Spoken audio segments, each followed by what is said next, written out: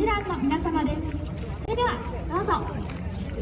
こんにちは。大阪公立大学チーム朱蘭です。今回のセーリング神戸が2022年度演舞再開の初披露となります。なんでわかるんですか？参勤交代をテーマにコロナ時代と重ね会いたい人と会えない人、会いたい人と会える喜びを表現します。3台揃ってパワーアップした朱蘭をどうぞご覧ください。精一杯演舞させていただきます。それではよろしくお願いします。